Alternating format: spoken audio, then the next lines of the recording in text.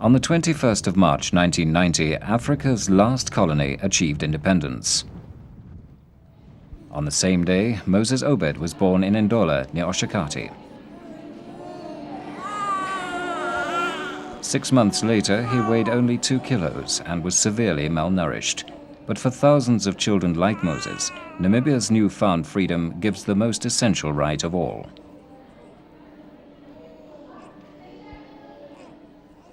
Around 30% of children in this country are suffering from malnutrition, leaving them open to a host of serious diseases. These children at Oshakati Hospital are getting one of the best forms of treatment available: a square meal. Without proper nourishment, their chances of survival are limited. Most of these children are in hospital because they are malnourished. When they are admitted, they usually have other diseases, mostly infectious, but the underlying problem is malnutrition, and that's what predisposes them to the infections. Such was the case with this little girl who has measles. Lack of immunization, malnutrition, and a catalogue of other poverty-related factors are responsible for her illness. Infectious diseases, which are the most common diseases in this area, are associated with the housing, poor sanitation, lack of safe water, and poor immunization coverage. The doctor is speaking of Ovambo in the north of the country, where over 50% of Namibians live. The area bore the brunt of Namibia's 30-year war of independence and was left deliberately underdeveloped by South Africa. But she could be describing conditions anywhere in the country. In the southern town of Marintal, life for white residents looks too good to be true. It is, but the price of such privilege is paid somewhere else by another section of the community.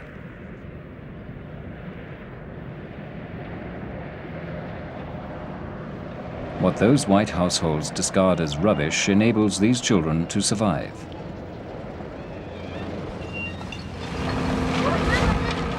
Once again, the problem is hunger.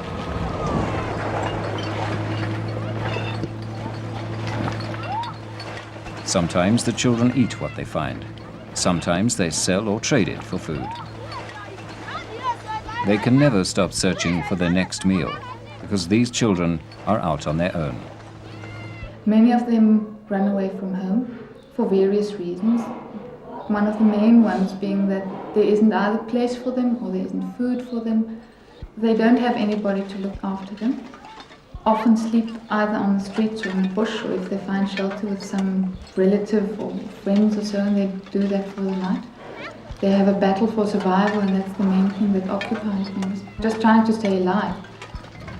The battle is not only confined to children. For countless Namibians, hunger simply becomes a fact of life. For the lucky ones, a job can mean an escape. But this woman and her 2-year-old child are not so fortunate.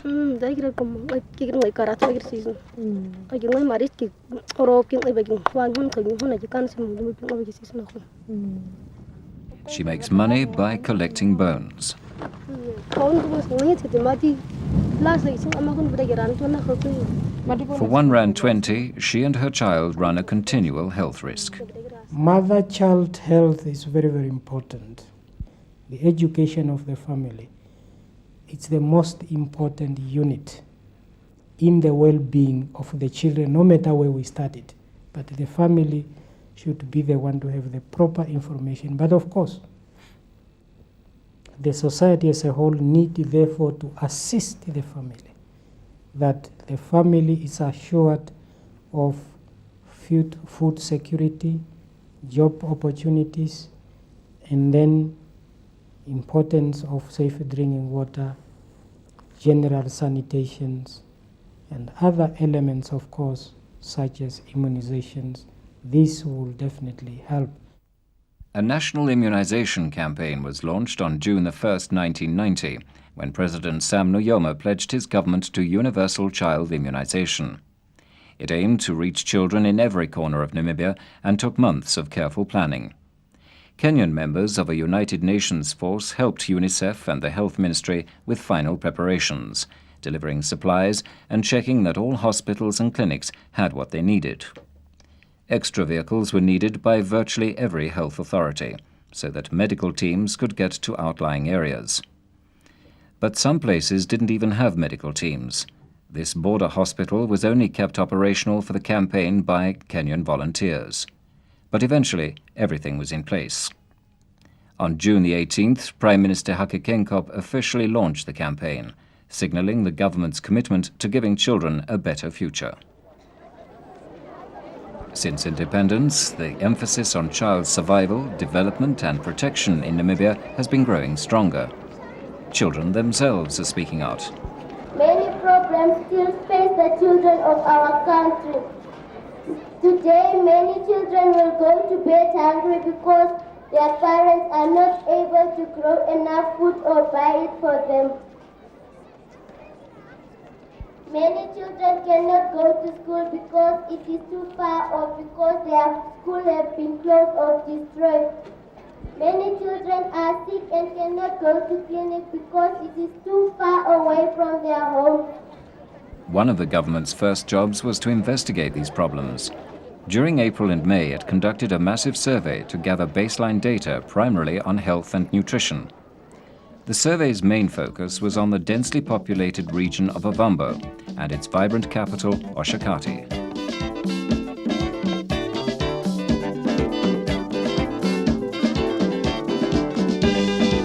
Colorful, lively and commercially active, the town is emerging from the shadow of a bitter war. Hopes and expectations in the new Namibia are high.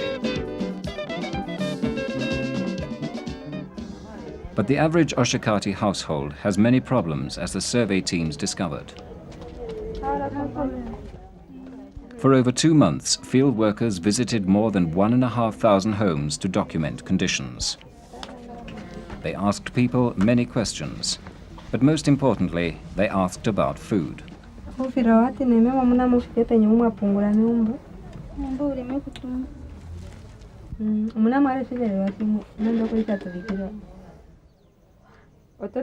In many ways, this woman was typical of the survey's findings. A female head of household, she could afford to keep few food supplies in her home.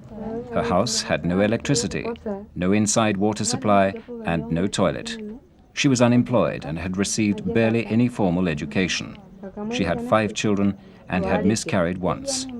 Her children were frequently ill, and all were found to be malnourished. In the survey, malnutrition was recorded if a child was undersize or underweight for its age. In both respects, these children were already falling behind. About 10% of all Namibian children born alive die before their 5th birthday. In Ovambo, the chances of child mortality can be 70% higher than average. The maternal death rate in this area was also found to be high. 552 out of every 100,000 women die from pregnancy-related causes. Published in August, the survey's findings were a shock for many people. Though Katutura is only 5 kilometers from the capital city, many Windhoek residents have never visited the township. In Katutura, the survey produced a different set of priorities: urban problems like overcrowding, unemployment, and poor sanitation. But the problem of food was still central.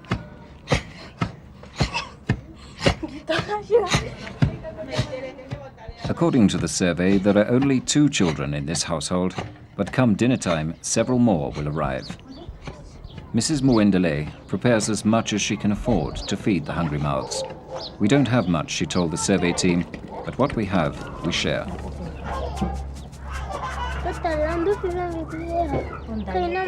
There's a happy atmosphere in the courtyard while the porridge, or oshifima, is being prepared.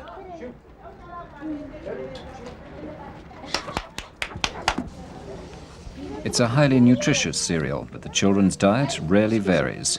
Meat is too expensive, and vegetables have not traditionally been part of meals.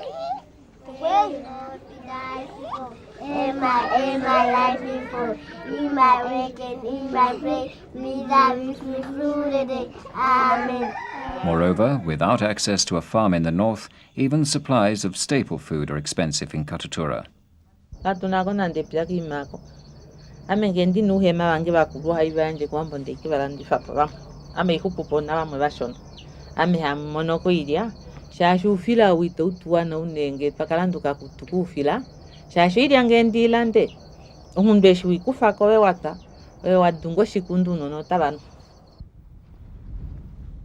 In both urban and rural areas, a key point to emerge from the survey was that the problems identified were interlinked.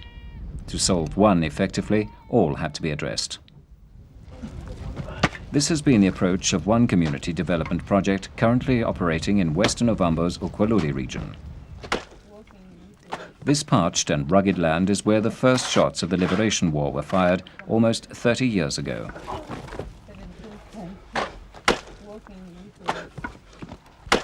Nowadays, the community's battle is for development, with UNICEF and the Council of Churches in Namibia providing support. Helvi Aupinde is one of the community workers employed by the Council of Churches in Ukwaludi. Her job is to get residents interested and involved in the project. One way is to ask about priorities and what people want to change. Like everyone else in the area, this woman's first concern is water. After the rains, these pools, or ashanas, are full of water. But it is often unfit to drink and quickly dries up. And while the rains bring a temporary water supply, they also bring mosquitoes and malaria, a major killer in the north. Since their nearest well dried up 3 weeks ago, these women face a 17-kilometer walk to find clean water. An hour closer is another pool. The water there is dirty-looking, but in the circumstances, it seems worth the risk. The link between unsafe water and ill health has not yet been fully understood by the villagers. Without better education, it is hard to see that shortcuts with clean water can lead to months of disease and even death. This water will have to be used sparingly. It must serve an entire family's drinking, cooking, and washing needs for a whole day. The implications for health and personal hygiene are serious, but this woman is not sure if her family can be harmed.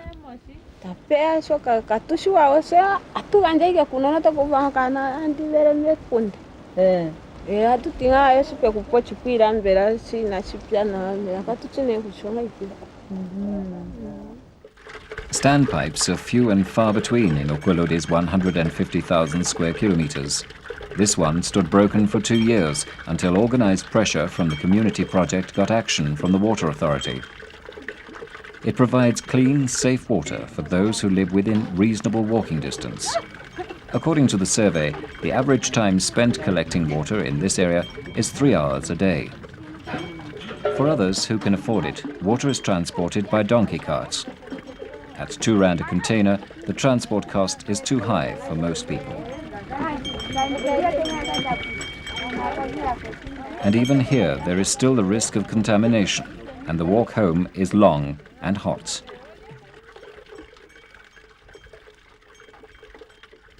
But solutions are being discussed.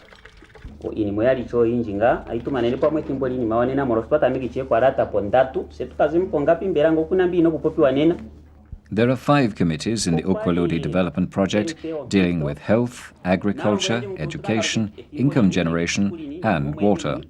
The Water Committee is always the best attended and most vocal.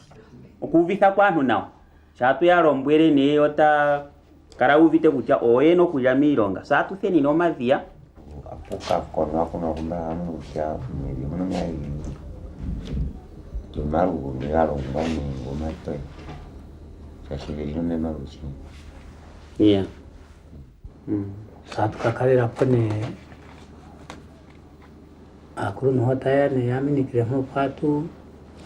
As chairman of the Water Committee, Pastor David Angula has a difficult task. Decisions made here directly affect everyone. Cleaning out this well, for example, is a laborious process. It took many weeks to dig, but within a year it was silted up and useless. It needs redesigning, covering and lining.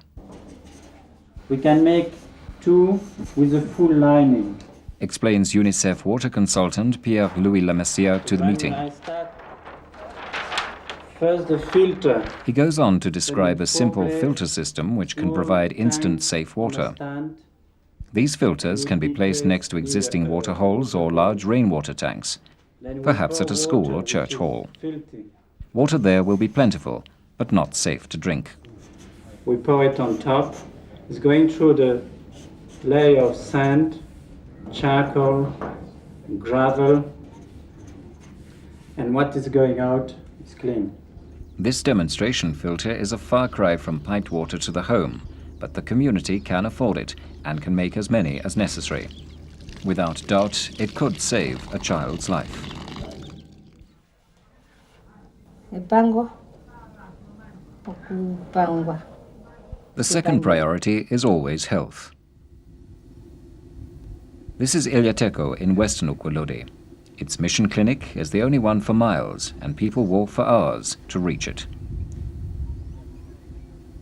According to the survey, coughs, fever and diarrhea are the most commonly reported illnesses among children.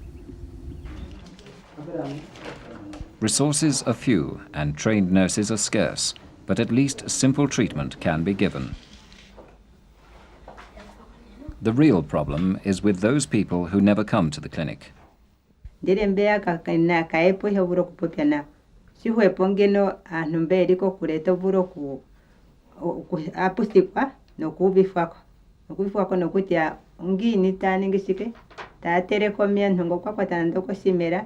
Nenge ongini na kumbiga himwe isenga sio musemo shwambo tuhore kufara no kenga gadati angini okufurisa nongo kukungisa nonjo kutiangini ya ukubifwa ko ngayakare yeno seo hacha. This is Ngolo Mission, where nurses from Ombalantu Hospital are learning to become community health workers. Begun by the Catholic Church, the training program has already put 84 workers in the field. The aim is to bring simple health messages into the home. Key issues like breastfeeding, waterborne diseases and diarrhea are dealt with. This straightforward oral rehydration treatment for diarrhea is yet another lifesaver.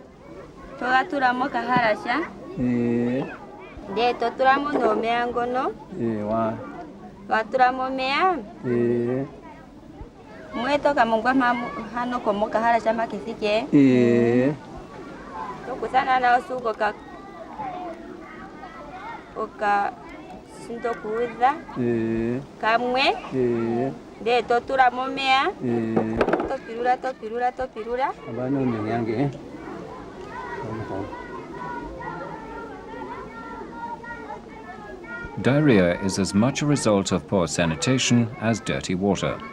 The survey found that over 90% of homes throughout the country did not have access to a toilet or the safe disposal of sewage.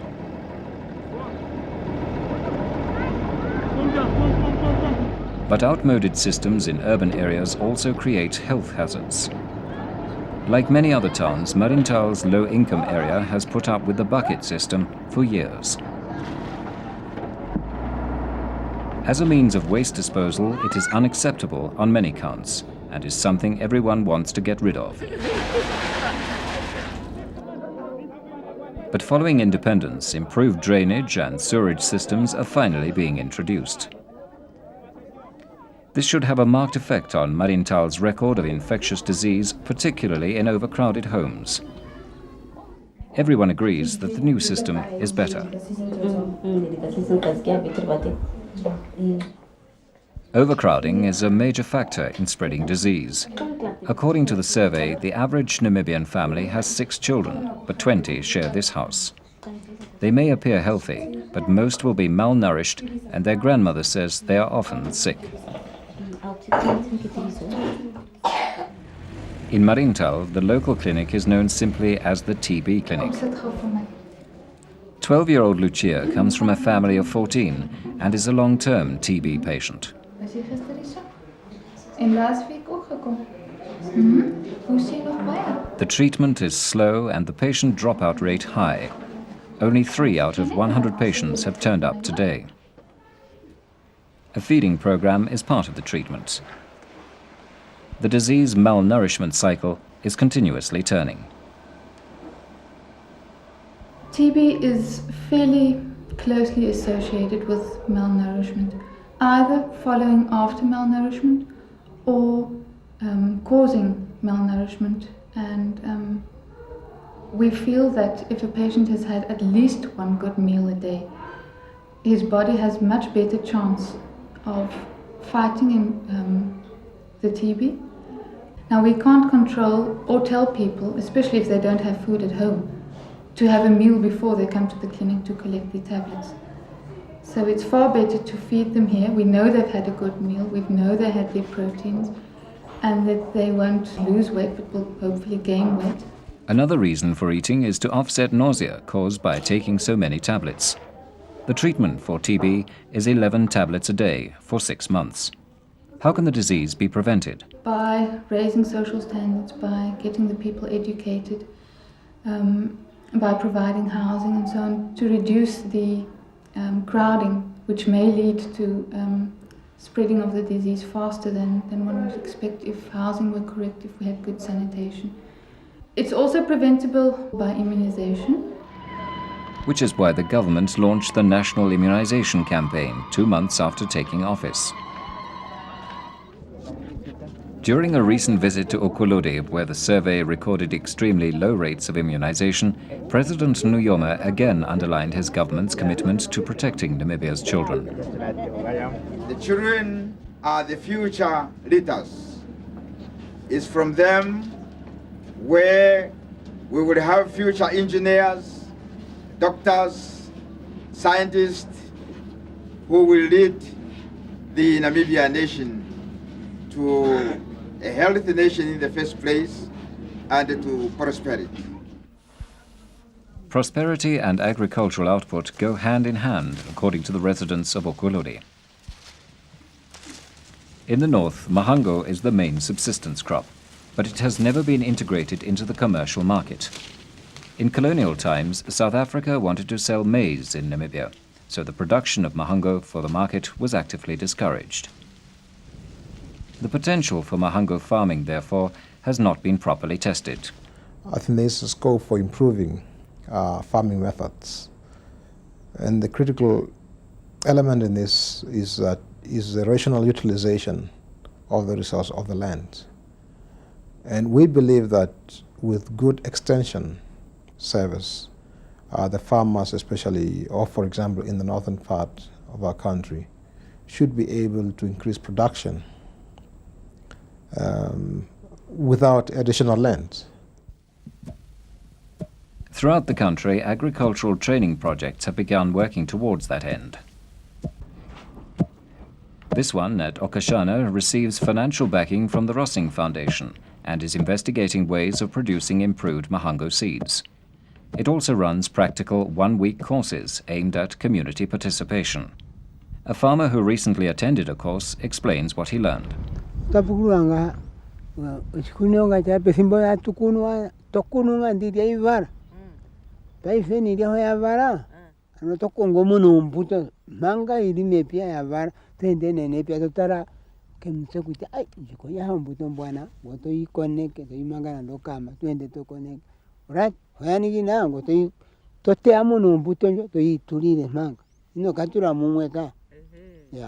Sene pa kukala kwa tunare hatu teiki hatu ngondum hatu kashwa opwike hatu kongora mukatiki kwa yoyimwe nani hatu orobuna mbia faino matondo. But even if crop production were improved, many problems remain. No infrastructure exists for storing or milling the grain, and a market price has still to be established. A similar problem exists for subsistence farmers in the south. Here, people rely on selling a few goats or sheep for survival. There is little enough for the livestock to eat, and in a dry year the situation worsens. The burden of scraping a living from this virtually useless land generally falls to women. These women and children are surviving on a single 70 rand pension per month.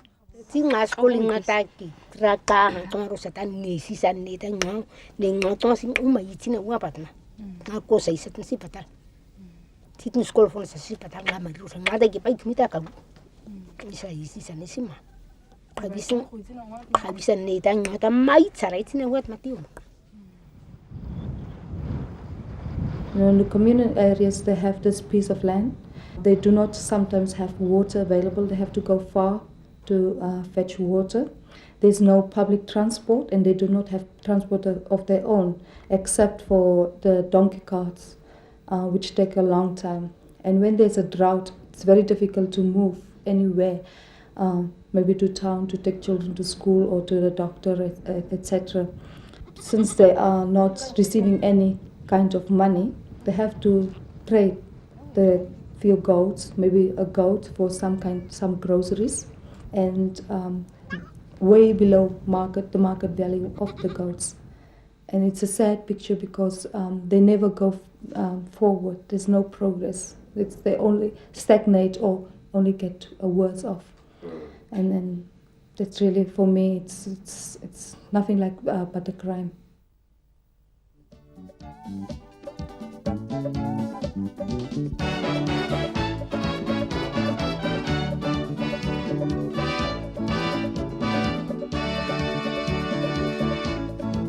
Just as much of a crime is the waste of human resources in Namibia's capital, Windhoek. It's the place where money is made, and the promise of bright lights and employment lures many people away from rural stagnation. But the reality is often different.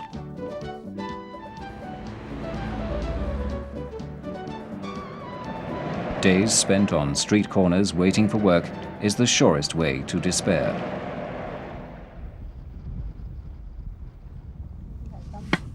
In Sunday, the average yearly income is only 990 rand. To prevent the rural exodus, the Ukulodi project has placed heavy emphasis on income generation. Through the relevant committee, the community has considered many ways of making money. One plan is to start a brick-making business for which UNICEF will provide the basic equipment and training. As well as generating income, the bricks produced will be used to build clinics and schools in the area.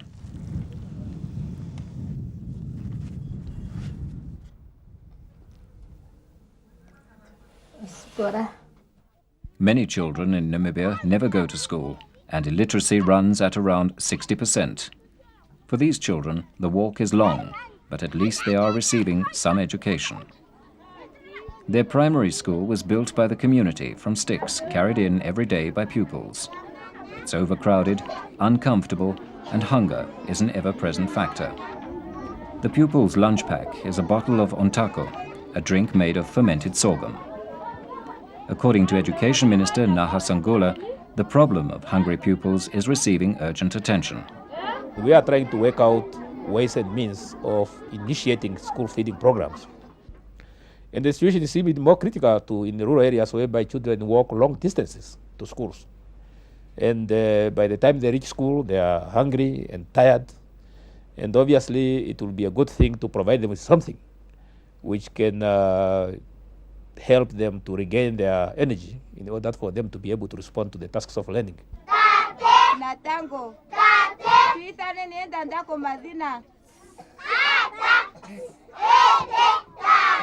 Natango.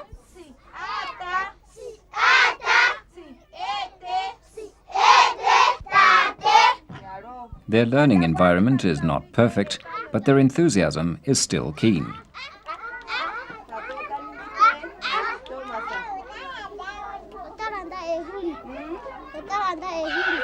Sadly, it will wane, and slow progress and lack of resources take their toll. Last time I told you something about a dove's nest. This one is also a nest, but it is not a dove's nest. This nest is a bee's nest. Even in better equipped classrooms, lessons are often inappropriate.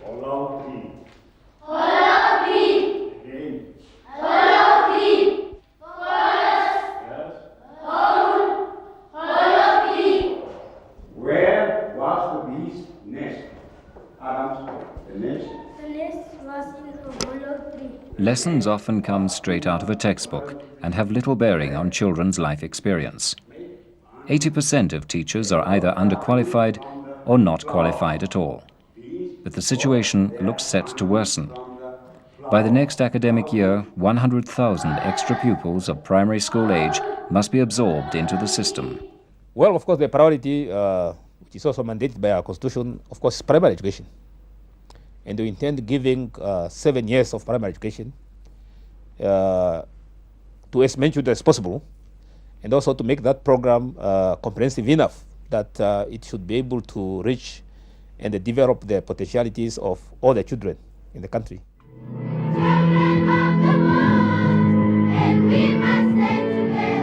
Children's potential and their right to a better future received worldwide attention recently when for the first time a World Summit for Children was held in New York. Over 80 world leaders attended the summit, including President Sam Nujoma.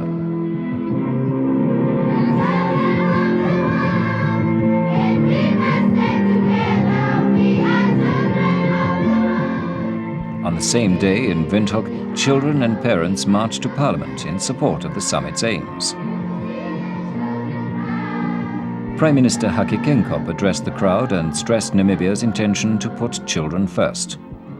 Therefore, it's a challenge to us, therefore, as a new nation, very vibrant, to stand together and build this country and provide all those things which are lacking in rural areas to our people. We should from now on march together as one Namibian nation that we are trying to build, that is going to provide a better future for all the children of this country.